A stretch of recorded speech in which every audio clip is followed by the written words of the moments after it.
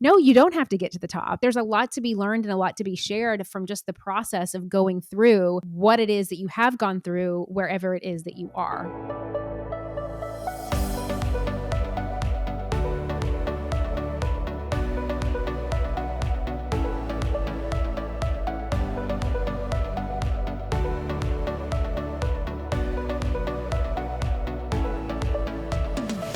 Susie, What's up? I'm so excited that you're here.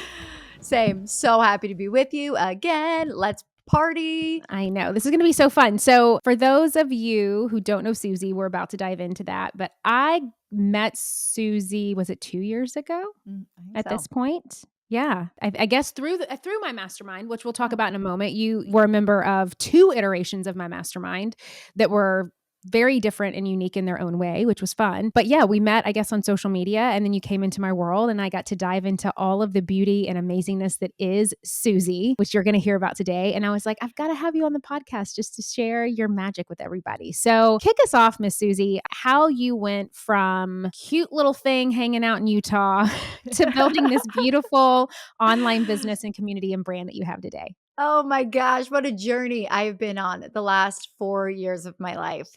So I started out kind of by accident, became an influencer. I was a photographer, and then people were following me for photography, and then it kind of switched to people were following me for my lifestyle, and people were really hanging out with me in Instagram stories. And I have 4 kids, and I'm raising all these kids in Instagram stories, and I just built this awesome community. But I never totally set out to be an influencer. I was like, there was this girl, Mary Lauren, on Instagram, and I was like, I want to be like her. She gets all this free stuff, and that's what I want. So I'm like, I'm going to do what she does and hope I can get the free stuff. And then obviously you're drowning in free stuff. And I'm like, there's got to be more to life than all this free stuff, right? Like there's got to be more. And so I started making money from brands, but I wasn't feeling this like deep fulfillment that I had hoped. And then also had this big community that's kind of hard to manage, by the way. And I have these 4 kids. And I started thinking like, I don't know if this is the path for me. And so in the middle of doing all these brand deals, I thought I have a knack for this growing this Instagram thing. I'm going to help people grow their Instagram. And I hosted my first ever retreat, which, as you know, I was in the room with you, and being in the room is just the juiciest, most incredible, amazing thing ever. And so I started hosting this thing called Suzy School and started hosting these retreats, which grew to an online program, which grew to a different online program and a different, at low price and high price and all over the world we've covered in the past 4 years, always bringing it back to my favorite thing to do, which is be in the room with women, creating transformational experiences to grow their businesses and everything in between. So that's kind of been a brief synopsis of my journey to where we are now. Yes. And like you mentioned, I mean, I know you have created everything from online courses to in-person retreats to memberships to high ticket offers, low ticket offers. And I want to really dive more into that because one of the many, many things that I love about you, Susie, is how fearless you are and how willing you are just to be like, I've got this idea. I feel pulled. I feel called. It feels in alignment. I'm going to go with it. And you don't and even though I know that you're human, you have fears, you have the imposter syndrome, you have all of those things, but you don't let that stop you from testing something out. And I would love for you to kind of share, like, how has that helped you and guided you? Just your ability to be open and to be fearless and to be like, you know what? I don't necessarily know what I'm doing or what's going to happen, but I feel called to do this and I'm going to do it. It makes me sound like such a spaz, but I'm like, I've done this and this and this. And you should have tried raising me. My poor mom. I was like, I want to try tapping, now karate, now singing, now we're doing guitar. And then I would quit after like a month of each because I'm just the person, it's actually in my human design profile, the great experimenter. I want to learn it all for myself. I want to live the fullest expression of this human life and experiment and try. And so some of that is just this like innate drive to try a whole bunch of stuff and having to learn things my own way of like, I'm the person that I have to take a couple steps down the path to decide if it feels good for me or not. I kind of envy the people that are like, I can just know. And I'm like, I have to take some action before deciding like, yes or no. So I've taken a lot of action and I've always trusted that even if the actions fail, Like, even if it was like, yeah, that was a flop and I actually hated it, what a great lesson I learned. Like to for this whole life path. And what a great lesson I not only learned for me, but the women coming behind me, that I have real life lived experience that I can say, I tried that. Here's the pitfalls. Here were the wins. Here was the good things about it.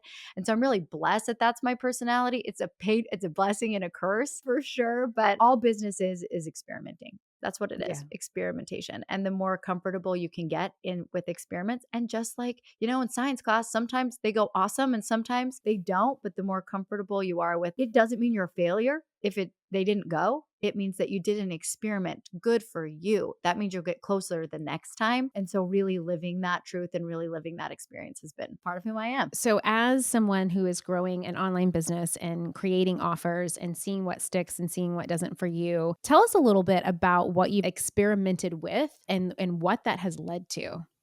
Such a great question. So at first, like I said, it was brand deals, experimented with those, and made great money with those. Then I experimented with in-person retreats, also online programs. Have a multi-million dollar online program, realizing that for me, I missed the like high touch of humanism. Like the course was transformative, but I really missed people. Like I'm like, I just sent it to the world and hope this works for you. But for me, it didn't quite fill my soul quite so much. I really like the in the room energy exchange. So in search for that, I started hosting master classes, small master classes, $267, $367. I bought this incredible $1 million production studio I have in my living room because I'm a psychopath and I'm addicted to that energy exchange. And that was the closest feeling I could get to being in the room. So the masterclass model, and always at the baseline, always having these transformative retreats and consulting. Those are a couple things that I've tried. It always circles back to like in the room, is it for me?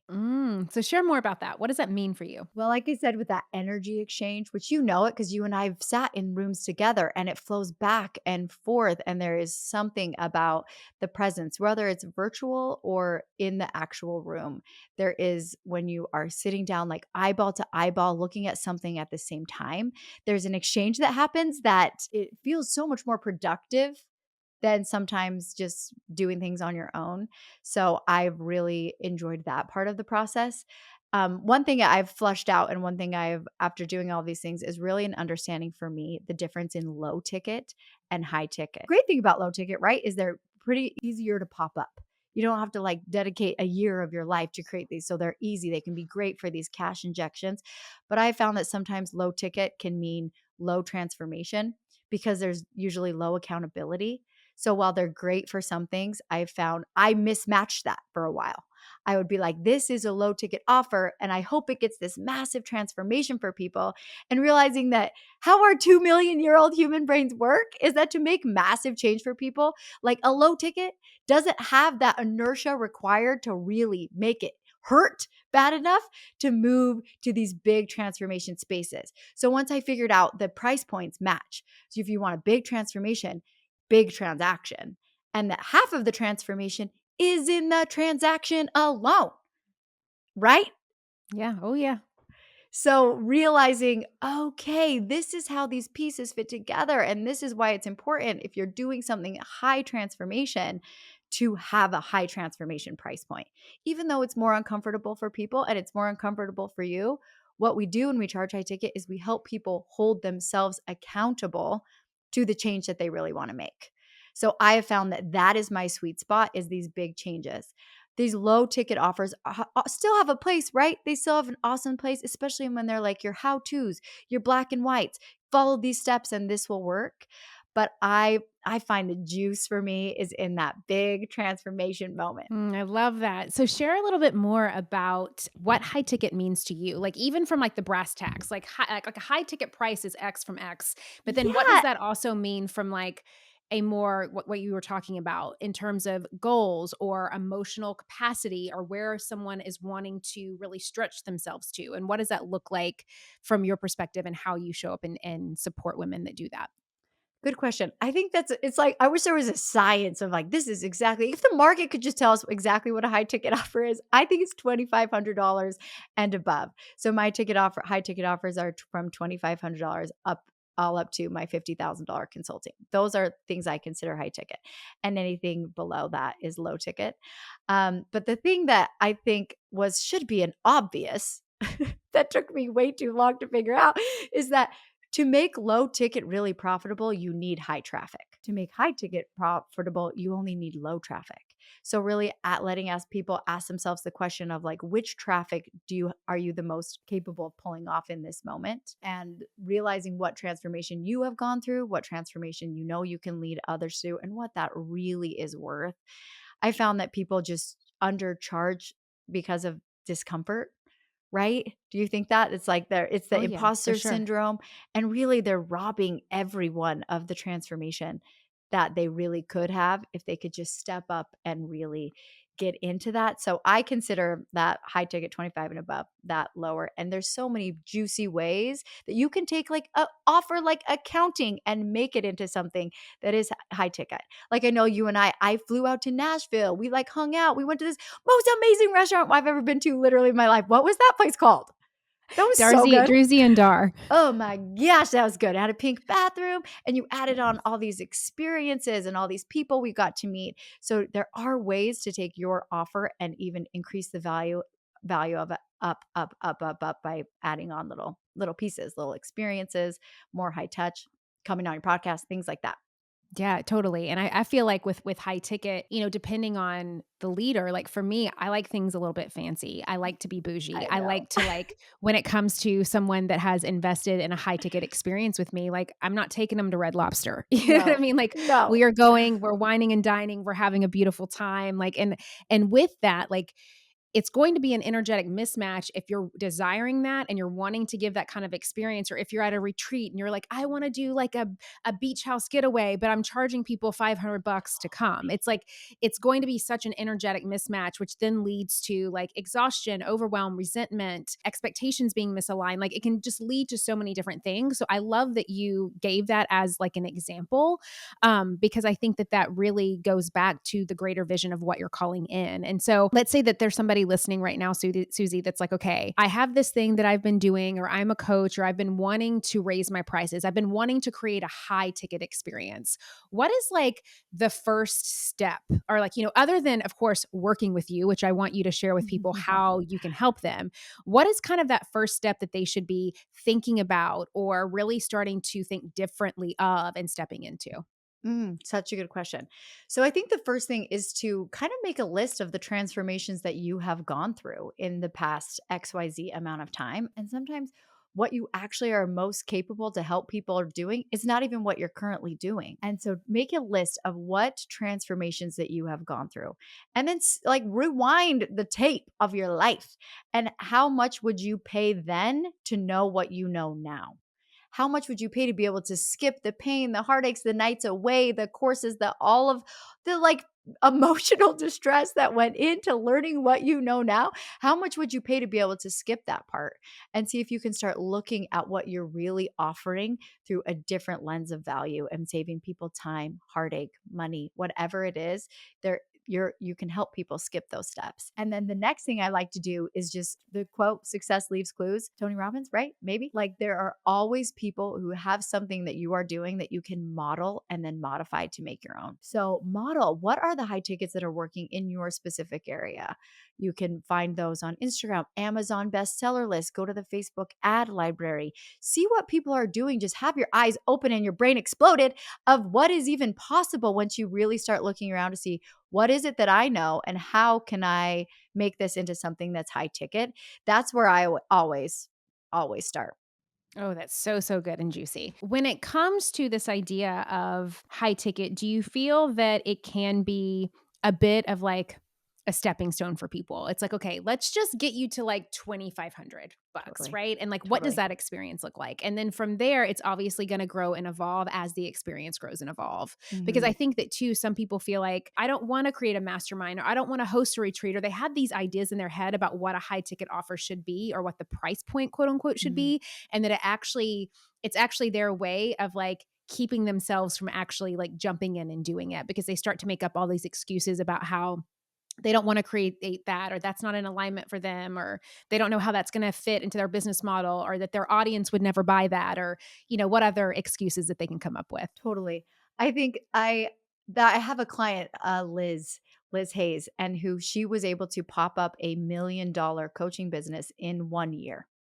Just by saying, "You know what? I'm gonna skip all that minutia. I am not gonna go through those hoops. I don't think I have to. I've spent the last 18 years of my life researching this topic in motherhood, and I think I can just skip it." But we do this thing where we're like, it has to go like this. It has to go like freebie to low ticket, and then another low ticket, and then maybe eventually when I'm doing good enough, I'll raise my prices.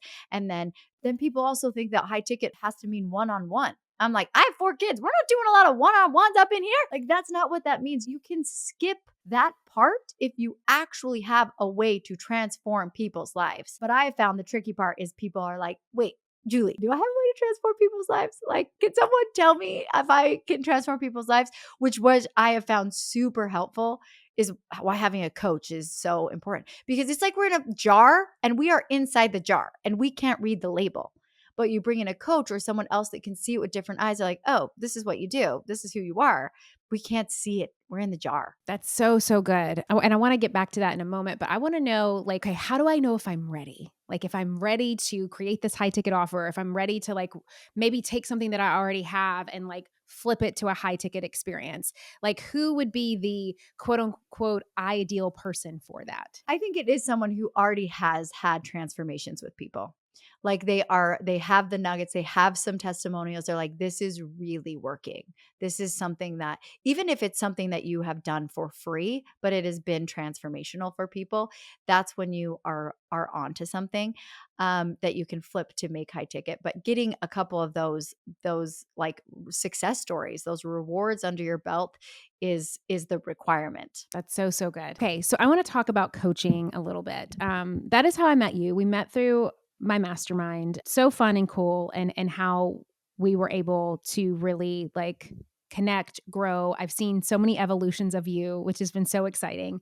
But I would love for you to share, because I know that not just my mastermind, but you've done a ton of different coaching and mentorships and all of the things. So I would love just to hear your personal experience and journey of how coaching, how masterminds, how that community aspect and that mentorship aspect has really been able to serve and shape your growth and trajectory. Good question.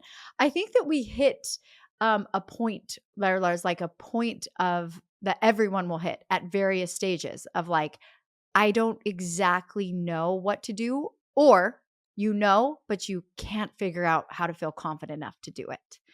And those have been both at the points where I'm like, I need someone to come in here, a sister friend, to like support me and to see me and breathe life into me, and also get a double check on this strategy, especially if I'm doing something big and something that is feeling risky. I think when I came to your mastermind, I was like, hello, I just put this $1 million thing, this huge investment, and I'm freaking out. And I like literally need you to tell me that I'm gonna be okay and get a second set of eyes on this, and is this a good plan? And really just your knowledge alone of coaches is great, but then also the calming of our nervous systems, that like really coming alongside the expert, you just feel like you're not on an island alone, naked and afraid. And that is so invaluable on your journey. Like we cannot get where we are going by ourselves. And something for me that I found is I was like, my peer group, I'm kind of zooming past my peer group. And so once you're doing that, you're like, you have to get in rooms where people are doing bigger things than you. Otherwise, you're the biggest one, like you've got to always be in rooms where you've said this to me, like be in rooms where you're like the dumbest person in the room. And that grows you so fast. You expand so quick. What you learn, the strategies, the confidence that you gain is massive. So good. How do you feel like, if there are any, because we talked about, in person, and you that in real life, how do you feel that really shapes or can mold, if you will, the transformation even more? I just think that there is an understanding, and it maybe goes back to that energetic exchange. Like, I feel like you get in the room with with some people, and you're going through like battle. Like you're going through this hard work together and there's like these hearts that can see each other and it's like I don't even know your kids' names, but I know that what we're doing right now is like we are getting to something important. Like it's as important work coming through and there's something about being together that I think really the connections are just amazing and the confidence that like that loneliness for me goes away more when I'm like, I can touch you, Julie. I can like, touch your face. Not that I would touch your face. I You probably might, would. but that's I'd okay. probably We're kiss your face. close. It's fine. One of the things too that I really noticed that like I've said it because I believe it, but I really noticed it with you as a mastermind member, and I think that it's something that is important to be shared is that I believe that when you join any kind of experience, a coaching program, a mastermind, a mentorship, whatever, if there's just one thing that you can walk away with, and that one thing, is going to transform, propel, grow, expand you in any way, like you've won. Like that is the return on investment. And I think a lot of times, especially with high ticket experiences, because of the energetic exchange and because someone is expanding into a completely new stratosphere for themselves, it's easy to kind of make up and say, okay, I'm going to do this. And this is going to have to impact and transform every single minute moment matter in my existence. And it can actually put a lot of pressure and a lot of expectation on the experience. And I think it's actually the quickest way to kind of close yourself Mm. off. But I remember, I think it was the first iteration of the mastermind of mine that you were in. We were sitting in this conference room. I don't even know what we were talking about, but like I was up on a whiteboard and like something was said. And I remember that you were just like, oh my gosh, boom, that's it. Okay, I can go home now. Okay, it's good. And it was just like you had this moment of a reflection of like this one thing that you could take away. And I would love if you would share a little bit more about that perspective of like, not really holding on so tightly to some kind of outcome or a result that we're making up and telling ourselves, but really allowing us to be a part of the experience and what really reveals itself when you allow yourself to do that. That's so good. So for me, I've invested so hundreds of thousands of dollars into education. And sometimes you go into them, you want what you want. You're like, the outcome I want is the outcome that's on the sales page. This is exactly the outcome I want. Rarely does the outcome you get actually be what's written on the sales page. And I think it comes down for me, it comes down to trusting of myself of like I trust myself that I felt called to sign up for this for whatever reason. Maybe it was on the sales page, maybe it was just a feeling in my heart that I felt that it was. And then so sometimes you can go to things and be like, I wanted this exact transformation, and maybe it was like you weren't ready for it. Or for example, I came to yours, it was like how to be a speaker, remember? And then I was like, yeah, I don't actually want to be a speaker. That was fun. That was really cool. That's not it. That's not it for me. So if I would have bet all of this, like the transformation has to be on this one part of the speaking program, I would have walked away disappointed. But instead, I remained open of I trust my intuition. I trust my divine guidance that I'm supposed to be here for something.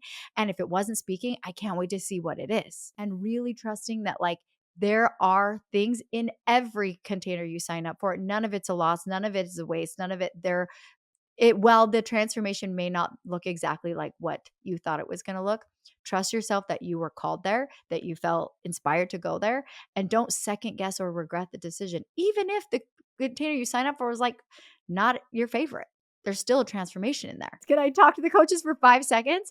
Because coaches, sometimes it's so hard when you want them to get the transformation that you put on your sales page. You're like this, but then maybe you have someone come into your container who's like not doing the work at all. You're like, you're not going to get this transformation. And we can feel like, I got to take this person on my back and I got to make the transformation for them. And sometimes we have to completely release and unattach from their outcome and say, I'm not exactly sure what her transformation is going to be from this, but I trust that her intuition led her here. I trust myself as the coach and like letting the realm work in its way as it does and not attaching their outcomes exactly to your effort and work. Oh my gosh, 1,000,000%. You cannot carry the burden of every single person that you mentor. It's actually Absolutely. you're actually doing them a disservice because then you're stealing from them their own experience. You're Mm. stealing from them their own journey. You're stealing from Mhm. them their own results and outcomes if you're sitting over here like trying to micromanage the whole process. So 1,000,000% I think that is so true and needed to be reminded. And I love what you said too about for the second iteration of the mastermind, we were focused on writing books, speaking, and then, brand growth and kind of like higher level relationships and that sort of thing. And you were like, "Okay, yes, I'm ready. Like I've got a book idea, I've got it in mind. I'm ready to do this, that." And it was like 2 months in, you're like, "Julie, I don't want to write a book right now and I don't want to speak." And it's like, "Okay, so then what are we doing?" And just that ability to like course correct, and I think that ability for you to be open and honest with yourself, and then the ability for me to be able to receive that, we were still able to have a really beautiful exchange for the rest of the time that we were together, and to support you in whatever way in which you needed to be supported in, and still had a lot of gleams and a lot of moments to really get you to where you are today. And I think that kind of lends to my next question for anyone out there that's like, well, how do I know if I'm ready for a mastermind? Like, how do I know if I'm ready for that level of an experience? How do I know? So, do you have any tips for that? Yeah, I think going back to what you said about how I get 2 months into your mastermind, I'm like, "Scrap it all, don't wanna do any of that." Do you know how much money and time you saved me by I come into your container, I pay for this knowledge, and then to realize, like, I don't actually wanna do that? You saved me so much time of going to try to figure and actually going down that route on my own, that it was like, "Okay," I was able to quickly learn that lesson, and so it's like, that's awesome. Because I always say to my people, it's like, if you paid me $12,000 to learn that you didn't want to do this, that's still a great outcome. That's still a great win.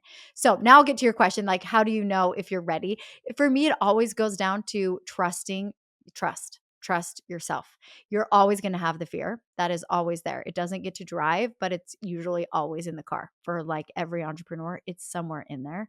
But really, like, taking our thoughts captive and really listening to our guidance. I always feel things in my body. I always feel like a chills, or like my heart beats faster, like my chest expands. And I'm like, I've learned just through listening to my body and my intuition when it's a yes and when it's a no.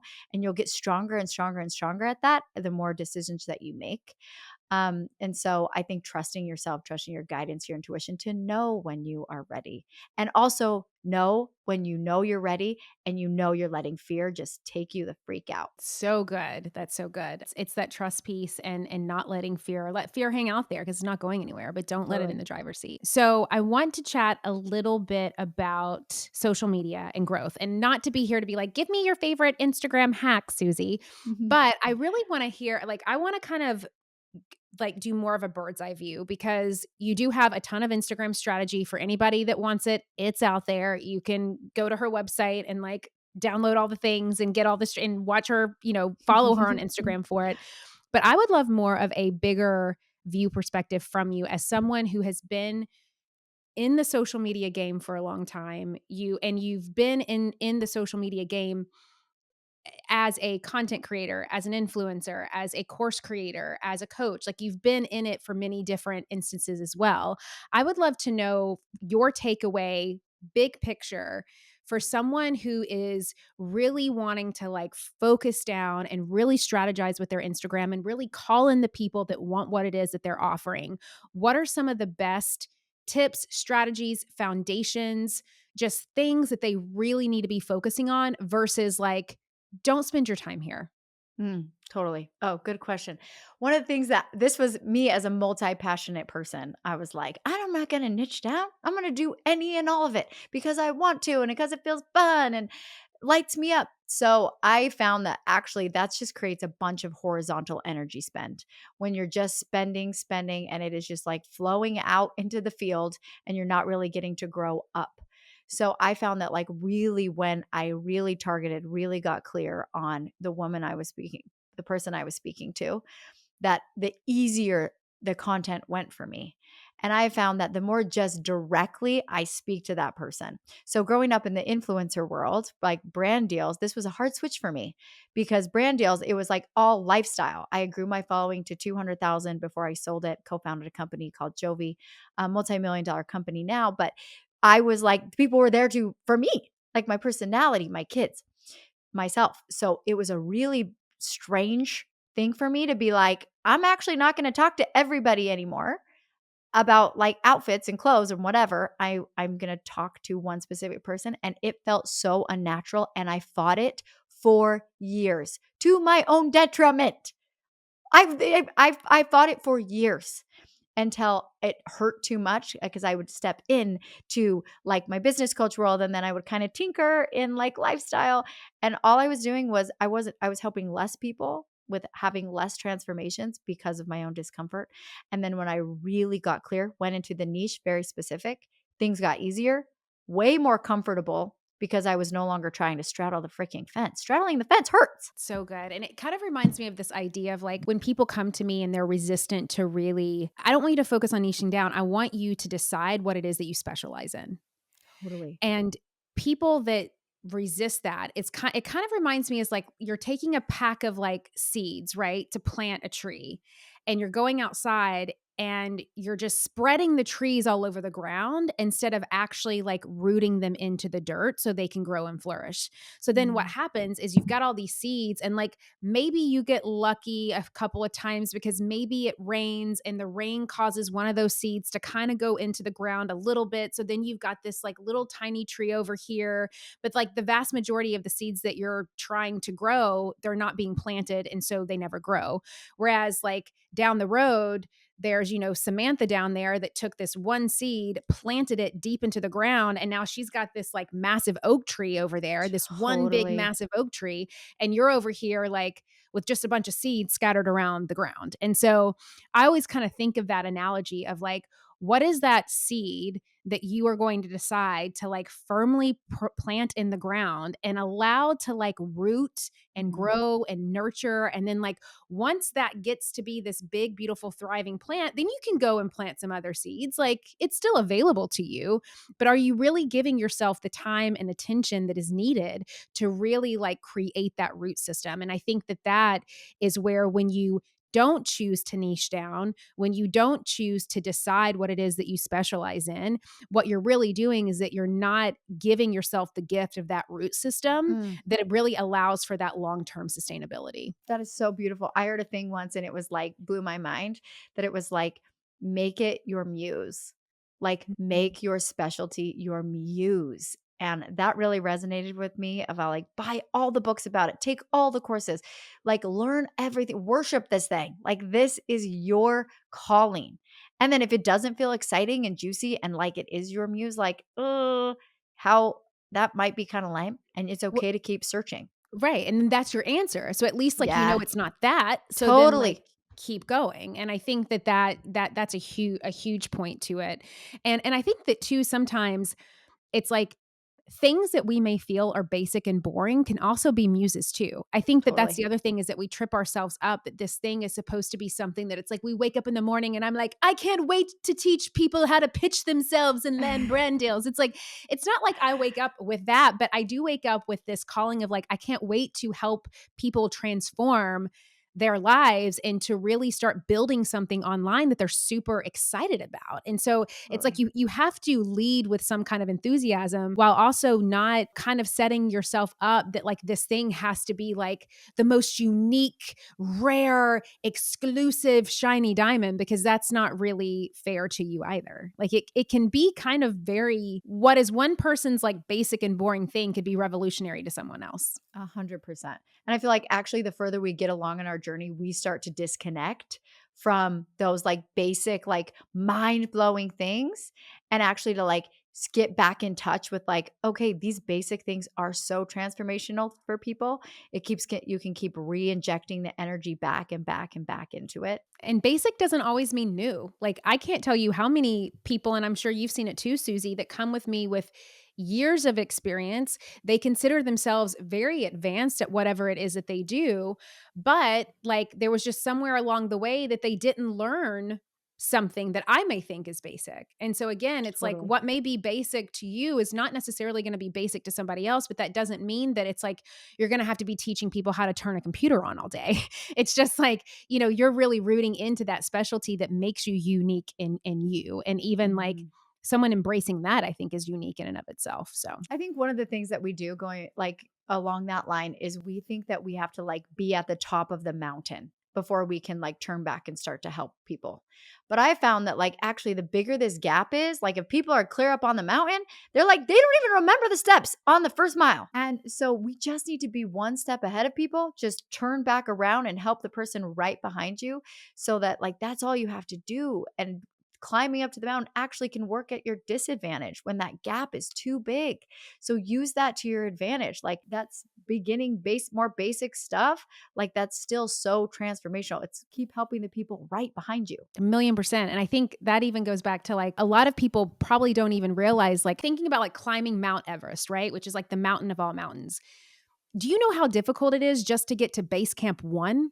Not Mm, even 2 or 3 or to the top of mm. Everest, but just to get to base camp 1, the months and years of preparation, everything that it takes just to get there, your lung capacity, your physical capability. Like if someone's like, "Yeah, I've gotten to base camp 1 at Mount Everest," I would trust that person to tell me what it was like to Mm. climb mountains.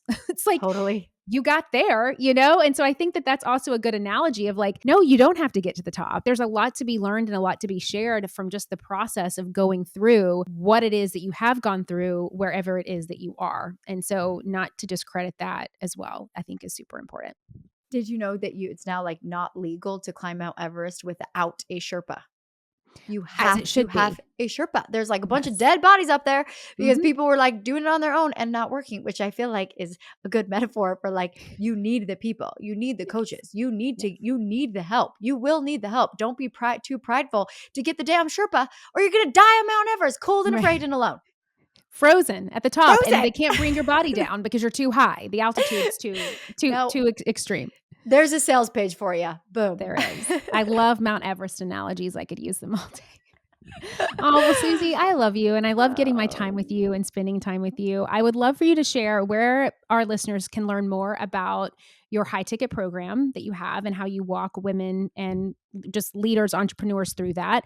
And please share your Instagram because for anyone listening yes. today, if there has been something that has resonated with you, I would love for you to take a screenshot of today's episode, tag me and tag Susie in it, and let us know what your biggest takeaway was. That would be amazing. And you can follow me on Instagram at Suzy Holman, Suzy Holman, or SuzySchool.com, or podcast Your Business Will Heal You. And I would love to hang out with you there. My high ticket offer is to really help people define their high ticket offer. These I like your 7-figure offer, making that thing your muse, defining it, figuring out what it is, what goes into it. And then I like to help people build their pipelines to be able to sell it using organic, but also paid social, specifically Instagram ads. I'm obsessed with Instagram ads. So, how to sell your high ticket offer using those. Love it. Well, thank you, Susie, for being here. I love Oh, getting time with you and I love seeing you and I love sharing your gifts with our amazing community. So thank you thanks, for your Julie. time. I love you.